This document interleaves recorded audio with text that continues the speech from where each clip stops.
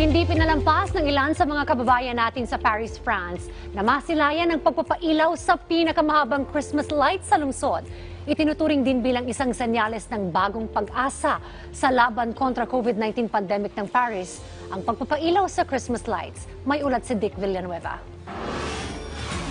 Sa panahon ng COVID-19 pandemic, kakaiba ang nakaugaliang switch-on ng Christmas lights sa sikat na Avenue Champs-Élysées sa 8th District dito sa Paris. Virtual switch-on ang seremonya ng pagpapailaw ngayong taon. Pinangunahan ni Paris Mayor Anne Hidalgo at ang French celebrity na si Luan sa isang rooftop ng isang pribadong gusali. À la fois triste parce qu'on a vraiment envie de revoir cette avenue vivre et ça fait de nombreuses années qu'elle est impactée par des difficultés.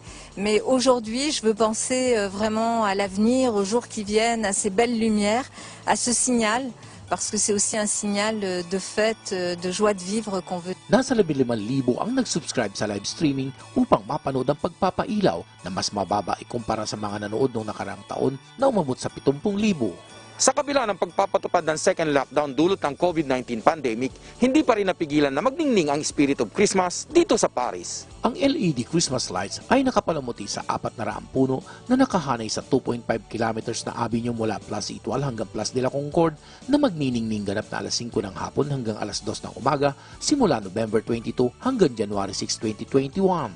Dahil nasa second lockdown pa ang Paris, ang mga shops, restaurant at sinihan ay nananatiling sarado pa rin. Ang dating masayang Avenue Champs-Élysées ngayon ay mistulang ghost town sa gabi.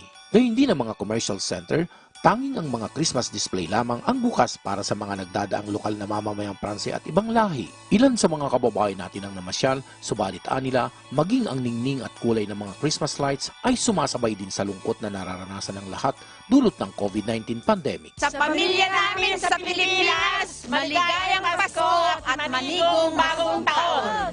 Yay!